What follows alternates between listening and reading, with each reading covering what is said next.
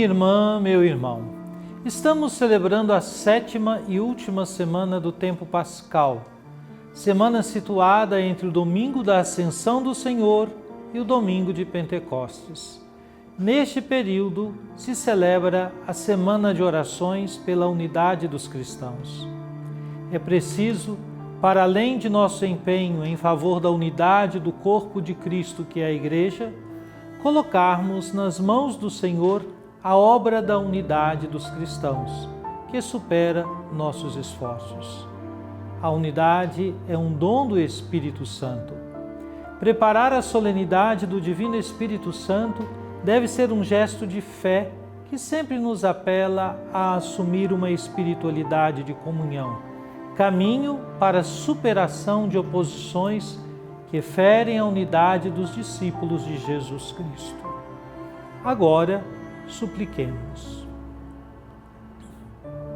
Trindade Santa, Pai, Filho e Espírito Santo, vós vos revelastes Deus da Palavra, quisestes dialogar com a humanidade, de modo especial por Jesus, o Verbo encarnado. Queremos escutar, acolher e meditar vossa palavra. Derramai em nós o espírito de amor. Concedei-nos um coração que escuta, pondera, discerne e escolhe em conformidade com vossa santa vontade.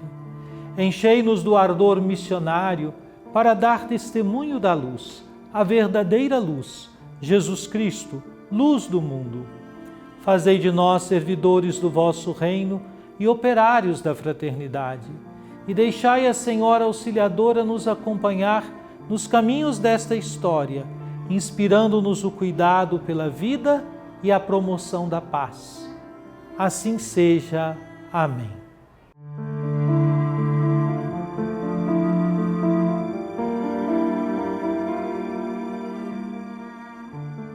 Enquanto Apolo estava em Corinto, Paulo atravessou as regiões montanhosas e chegou a Éfeso.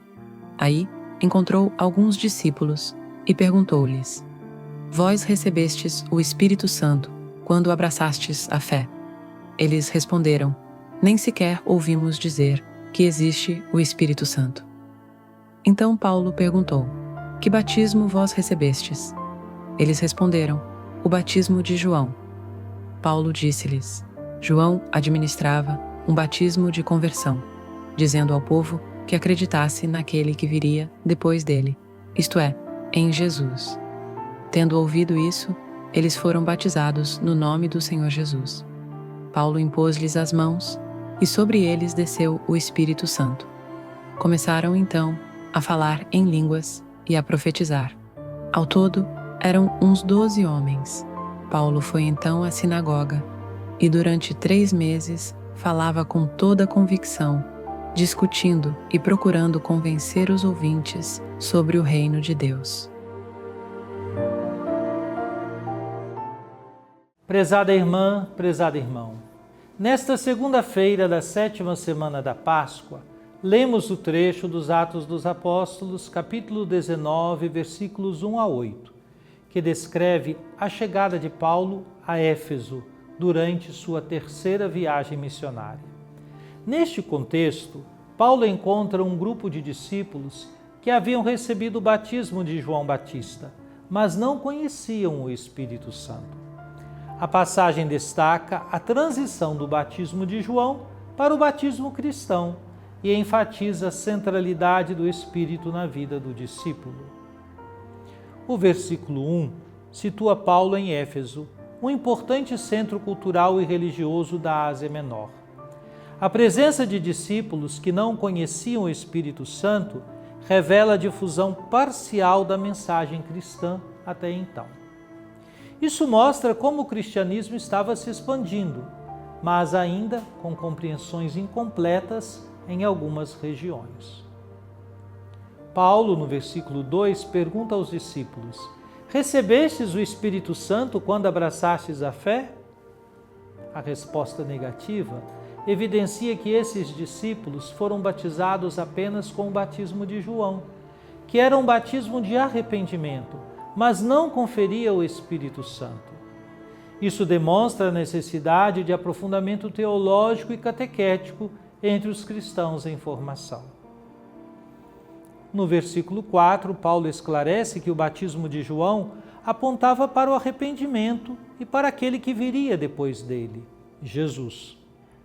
Assim, ele apresenta a diferença fundamental entre o batismo de João e o batismo em Cristo, que concede o Espírito. Essa passagem sublinha que a fé cristã não é apenas uma adesão moral ou ética, mas uma transformação espiritual que ocorre pela ação do Espírito Santo. Os versículos 5 e 6 narram que, ao serem batizados em nome do Senhor Jesus, os discípulos recebem o Espírito Santo, manifestando dons como o falar em línguas e o profetizar. A imposição das mãos por Paulo reforça o papel da autoridade apostólica na transmissão do Espírito. Aqui, percebe-se a continuidade entre o batismo e a vida no Espírito, aspecto essencial da vivência cristã. O número de homens, cerca de 12, remete simbolicamente às 12 tribos de Israel e aos 12 apóstolos, sugerindo que aquele grupo representa um novo início para a fé cristã em Éfeso.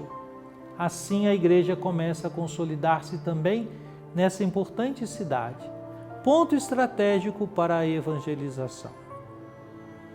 O versículo 8 mostra Paulo pregando corajosamente na sinagoga por 3 meses, argumentando sobre o reino de Deus. A insistência na pregação revela seu compromisso com a evangelização dos judeus, mesmo diante da oposição que enfrentaria posteriormente. A mensagem do reino, anunciada com clareza, aponta para a instauração do senhorio de Cristo na vida dos fiéis. Esse episódio nos desafia a refletir sobre a importância de uma fé completa e bem fundamentada. Muitas vezes encontramos pessoas que, embora sinceras, não têm uma compreensão integral da fé cristã. A missão da igreja é continuar a formação dos discípulos, proporcionando um encontro vivo com o Espírito Santo. O relato também nos recorda que o Espírito Santo é essencial para a vida cristã, capacitando-nos com dons e fortalecendo nossa fé. Precisamos cultivar uma espiritualidade que não seja apenas moralista ou ritualística, mas que experimente a presença transformadora do Espírito. Finalmente, assim como Paulo, somos chamados a anunciar o reino de Deus com coragem, mesmo em contextos adversos. A evangelização, marcada pela ação do Espírito, continua a ser o coração da missão da Igreja, convidando todos a uma nova vida em Cristo.